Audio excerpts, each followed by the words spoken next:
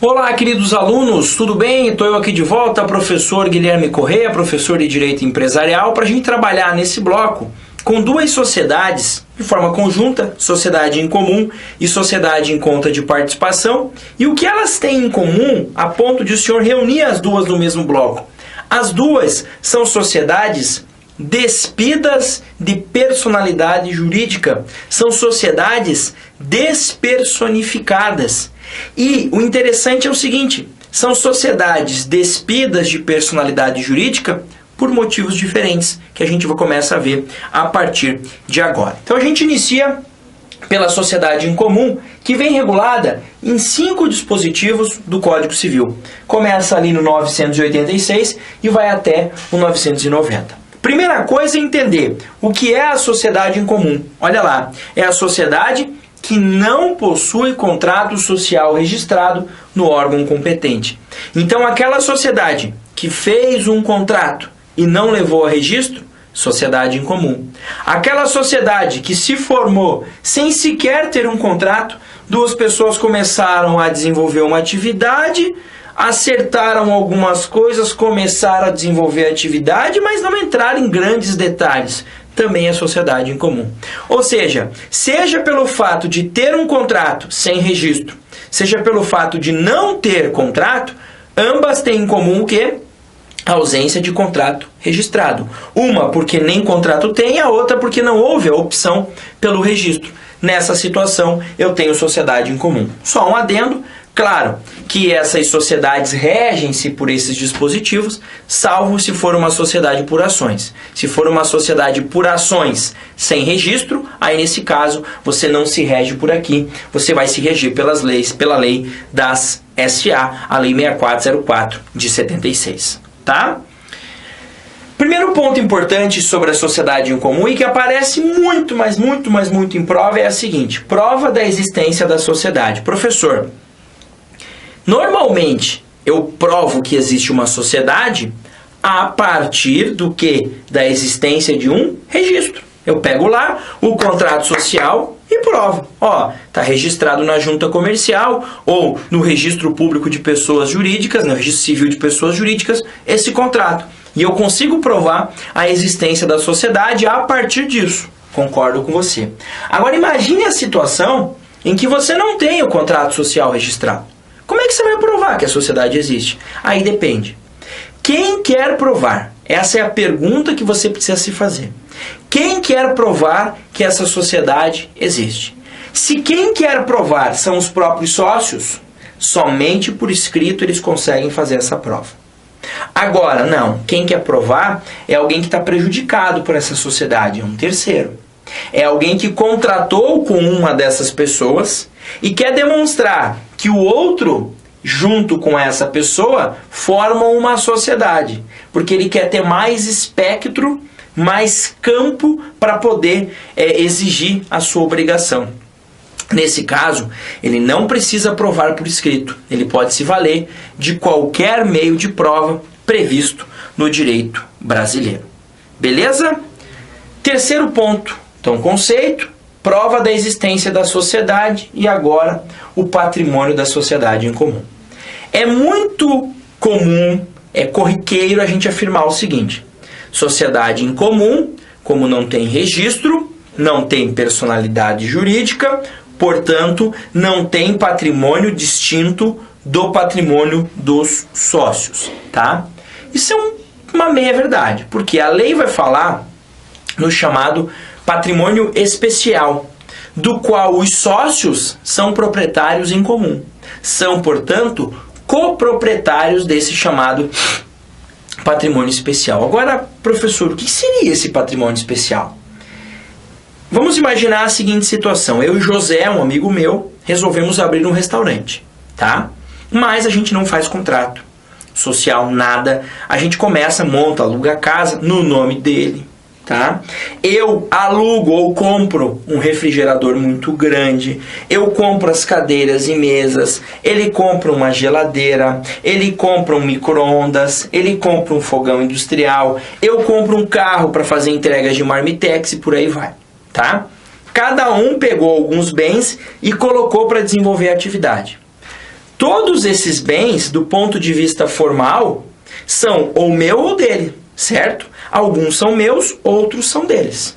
Só que esses bens reunidos são utilizados para desenvolver essa atividade. Esses bens, apesar de uns estarem no meu nome, outros estarem no nome dele, esses bens utilizados para desenvolver a atividade são chamados de patrimônio especial, do qual nós dois somos titulares em comum. Assim como as dívidas contraídas para o exercício da atividade. Então eu fiz um contrato de fornecimento de carne para o restaurante. Está no meu nome, mas você faz parte do patrimônio especial, porque é utilizado para atividade. Diferente da minha casa na praia. A casa na praia está no meu nome, mas não é usada para atividade. Então a casa na praia não faz parte desse patrimônio especial. Tá? E aí a responsabilidade. É muito corriqueiro afirmar. Se não tem personalidade jurídica, se não tem registro, o sócio responde com o patrimônio pessoal. É verdade isso? Em parte. Pelo seguinte, olha o que eu trago aqui para você. Aquele que contratou pela sociedade possui responsabilidade ilimitada e direta. Ou seja, responde com seu próprio patrimônio, independentemente de benefício de ordem. Então vamos imaginar o seguinte. José e Guilherme se reuniram para desenvolver a atividade. Guilherme, eu, faço um contrato de fornecimento de carnes para o restaurante. Tá? Não pago o fornecedor lá, o frigorífico. O frigorífico entra com uma ação contra mim para cobrar as carnes. Ele pode atingir o patrimônio da sociedade, esse patrimônio especial? Pode.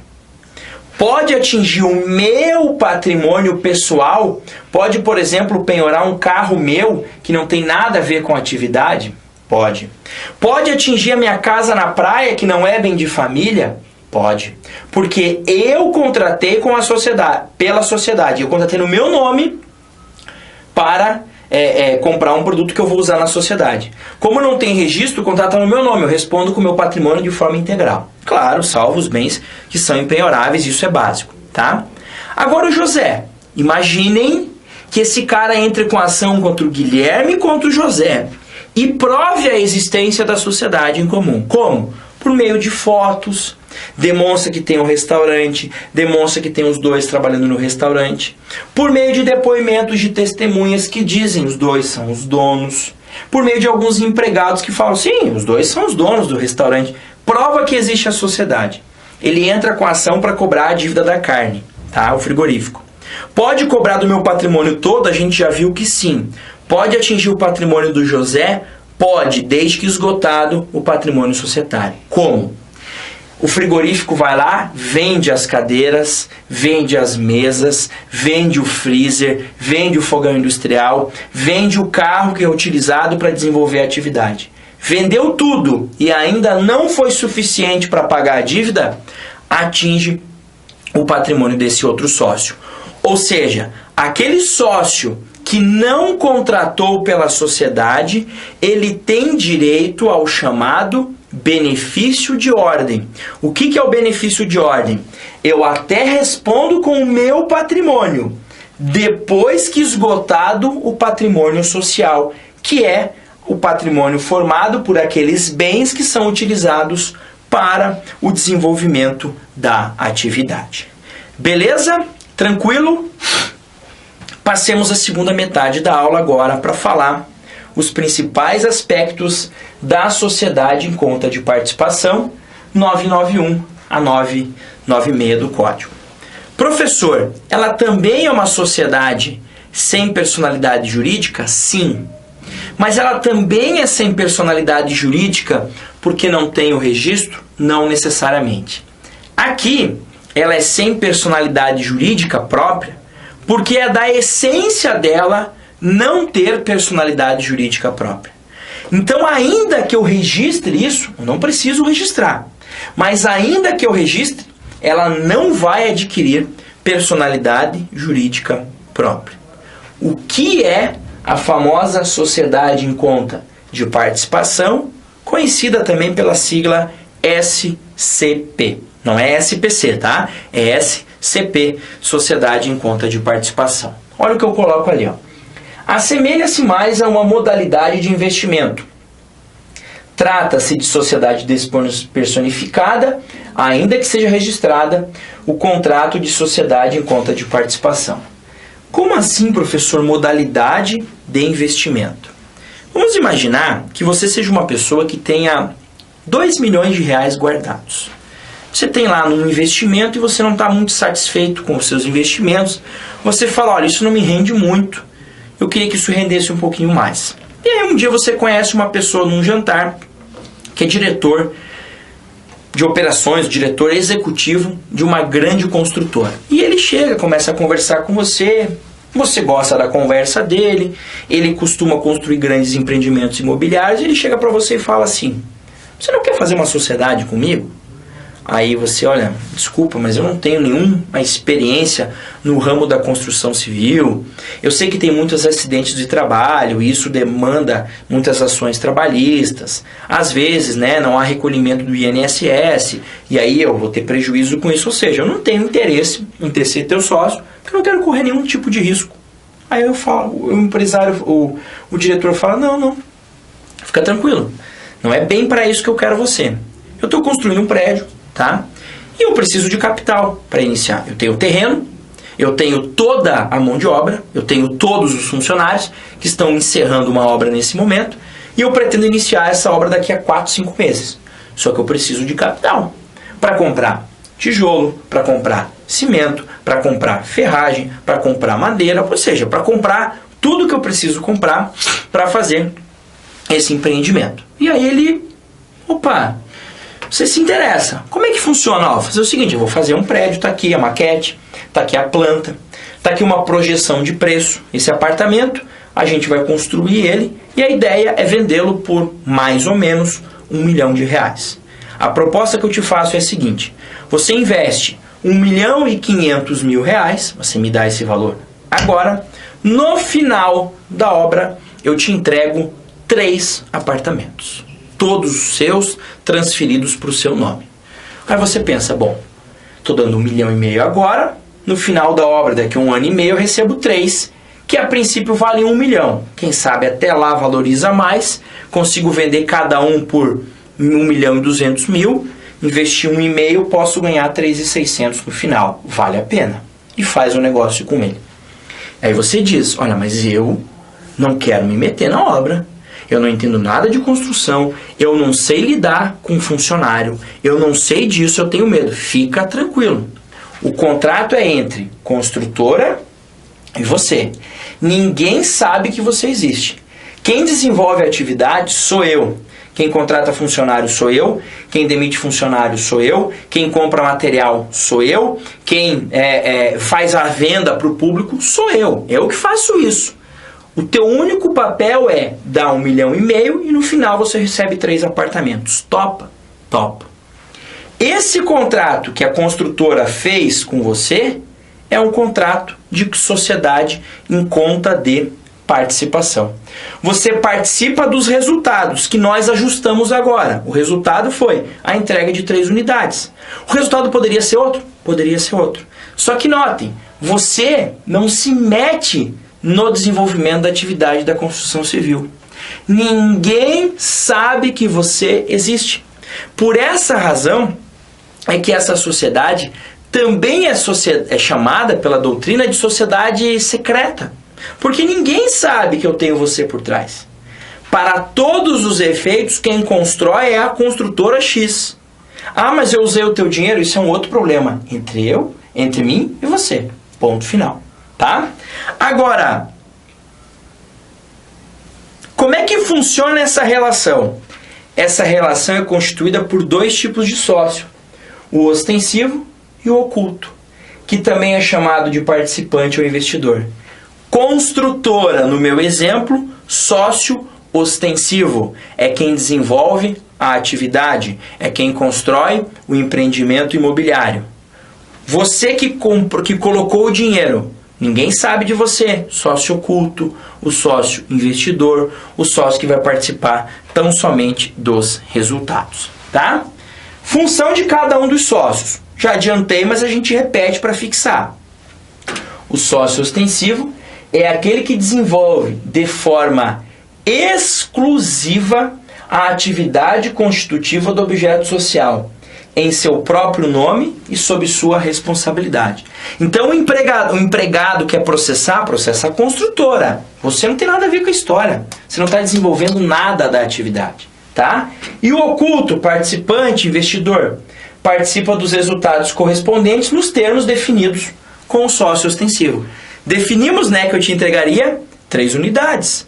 Eu poderia definir que eu ia te devolver 3 milhões de reais no final da obra. A gente decide entre a gente, tá? Informalidade dessa sociedade. Precisa de um contrato escrito? Não. Precisa de um contrato com registro? Não. Eu posso fazer um contrato escrito? Posso. Eu posso registrar? Posso, mas não precisa. E o detalhe importante, olha aqui, ó.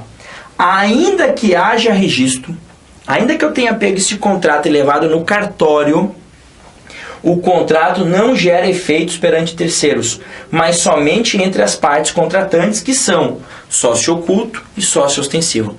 Quando eu ponho registro em cartório, eu estou dando publicidade a esse contrato, mas ainda assim ele não vale perante terceiros. Então, detalhe, eu não preciso de maiores formalidades para a constituição dessa sociedade. E ainda que eu faça alguma formalidade, ainda que eu registre esse contrato, os efeitos dele são restritos às partes contratantes. No nosso caso, sócio oculto e sócio ostensivo. Beleza? Agora, professor, você me garante que o sócio oculto não responde por nada? Te garanto. Desde que o sócio oculto, o chamado sócio investidor, o chamado sócio participante, haja desta forma. Desde que ele fique na dele. Desde que, de fato, ele não participe da atividade. Desde que ele não se meta nessa atividade. Desde que ele fique no lugar dele. Desde que ele saiba qual é a posição dele nessa sociedade. Porque se ele se meter, se ele der, né, de uma forma bem clara, pitaco no trabalho do sócio ostensivo, ele pode ser responsabilizado. Olha o que a lei diz. Caso o sócio participante tome parte, o que é tome parte? Se meta, participe das relações do sócio ostensivo com terceiros, responderá solidariamente com o sócio ostensivo nas obrigações em que intervier. Então eu sou o sócio oculto. Tô de boa, dei lá 1.500.000 reais, vou receber 3 apartamentos no final da obra. Aí eu quero ir lá ver a obra. Pode, à vontade, vai lá dar uma olhada, né? Fiscalizar, ver o que está acontecendo. Posso chegar para o sócio, o que vai acontecer aqui? À vontade, eu tenho direito, eu estou investindo, eu tenho direito de saber o que está acontecendo. O que eu não posso é chegar. Sócio ostensivo, esse negócio aqui vai ser feito de qual forma?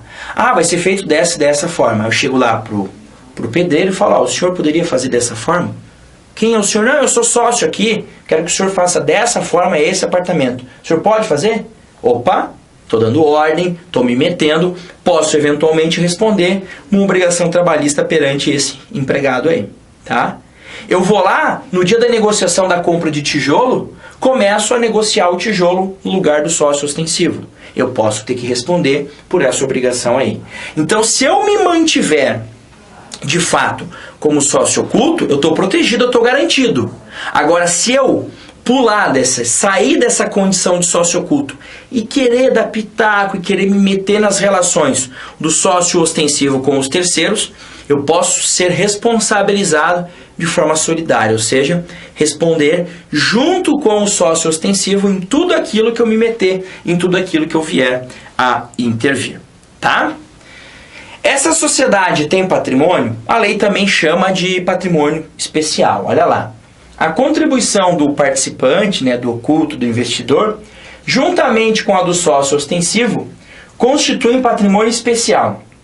Esta especialização patrimonial somente produz efeitos em relação aos sócios. Então, mais uma vez, havendo esse patrimônio especial, que são as contribuições do sócio ostensivo e do sócio oculto, ambas formam o que a gente chama de patrimônio especial e essa especialização, essa definição da existência desse patrimônio especial surte efeito apenas perante sócio ostensivo e sócio oculto, tá?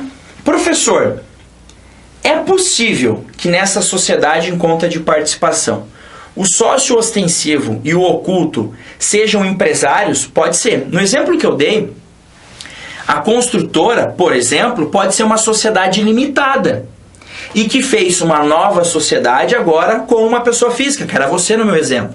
Mas pode ser que os dois sócios, tanto ostensivo quanto oculto, ambos sejam empresários. E por serem empresários, ambos podem ser falidos, podem ser decretados falidos. E aí como é que fica?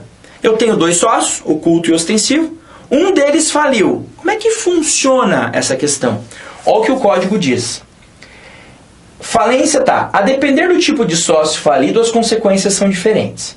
No caso de falência do ostensivo, que é o que desenvolve a atividade, ocorre a dissolução da sociedade e a liquidação da respectiva conta, cujo saldo constituirá crédito quirografário. Então imagine que você é sócio dessa construtora. Você fez uma sociedade em conta de participação com a construtora e a construtora faliu. Aí você fala, pus 1,5 milhão e ó, chupando o dedo, não recebi os 3 apartamentos. Você pode fazer o quê? Liquidar, ela é dissolvida porque quem desenvolvia a atividade era ela faliu, paciência. Você pode pegar esse teu crédito e se habilitar nessa falência. Credor quirografário. Quirografário é aquele que tem a preferência lá embaixo. Né? Primeiro recebe o trabalhador, credor com garantia real, o fisco, os privilegiados, só depois é que vai chegar o quirografário. Então você vai demorar para receber? Vai. É um risco que você corre? Claro que é um risco que você corre. Todo negócio, todo investimento tem risco. Por isso que você não vai fazer uma SCP com um sócio ostensivo que não tem tradição, que não tem credibilidade no mercado. Agora, se professor é o contrário, vamos imaginar que o sócio oculto também é empresário e é ele que fale, não o ostensivo. O que acontece? Já no caso de falência do participante, do oculto, o contrato social fica sujeito às normas que regulam os efeitos da falência nos contratos bilaterais do falido. E aí é regra do direito falimentar, tá? O direito falimentar vai dizer como é que continua o cumprimento desses contratos. O administrador vai ver se vale a pena ou não prosseguir com o cumprimento desse contrato. Se vale a pena, vai ou não, e aí é uma regra diferente. Mas o mais importante é você saber que se houver a falência do sócio ostensivo, dissolve-se a SCP e o sócio oculto recebe, né, se habilita como credor quirografário, tá? E aí a questão, ou possibilidade de mais de um sócio oculto. É possível ter mais de um sócio oculto numa mesma SCP? Cuidado com a prática e cuidado com a regra. Olha lá. A regra é a seguinte, tá? A regra é a seguinte. A lei não proíbe a presença de um sócio dessa natureza. Situação de mais de um sócio, por exemplo, bastante comum na sociedade de participação. Só que a questão aqui é a seguinte. Se nada for mencionado, se o contrato for omisso, o sócio em conta o sócio ostensivo só pode admitir um novo sócio oculto com o consentimento do que tem hoje.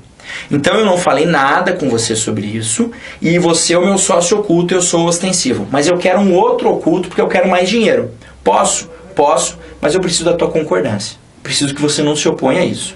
O que acontece muito na prática? Quando eu faço com você esse contrato de sociedade em conta de participação, eu já coloco lá uma cláusula dizendo que é possível que eu coloque um novo sócio oculto, independente da tua anuência, e é muito comum que isso ocorra, tá? Então, na prática, é muito comum no contrato da sociedade em conta de participação já existir a previsão de que o sócio ostensivo poderá trazer um novo sócio oculto, independentemente da anuência do sócio oculto que já existe. Agora, se o contrato silenciou, se o contrato não falou nada, eu, como sócio ostensivo, só posso ter um novo sócio oculto se houver expressa concordância desse daí, tá? E para a gente fechar, a liquidação da sociedade. O que é liquidação? Quando a gente fala em liquidação de sociedade, pense assim, a sociedade acabou, Tem um patrimônio lá, a gente precisa liquidar. Precisa pegar esse patrimônio, pagar os eventuais credores e dividir o restante. Como é que funciona? Olha lá, ela funciona como uma verdadeira prestação de contas, devendo a parte recorrer ao procedimento da ação de exigir contas do Código de Processo Civil. Então imaginem que eu paguei lá R$1.500.000, tenho lá direito a 3 apartamentos. Beleza, acabou o empreendimento, ele me entrega os 3 apartamentos e eu já deu R$1.500.000. Acabou. Tenho que liquidar? Nesse caso, não. Agora, imaginem que o combinado era, eu vou receber 30% da venda de todos os apartamentos. Ele me diz, vendi tudo, tá aqui 30%. Eu falo, mas só isso? Peraí. Eu quero que você me demonstre. Ah, eu não vou te demonstrar. Não confia, o problema é teu. Eu posso ir no judiciário e dizer, olha, apresente as contas. Me diga qual foi o lucro que você teve em cada apartamento, demonstrando isso de forma pormenorizada a partir dessa ação de exigir contas. Beleza? Com isso, fechamos a Sociedade em Conta de Participação. Já te convido para assistir às aulas de Sociedade Simples, Sociedade Limitada e também Sociedade Anônima. Um grande abraço, bons estudos e até mais.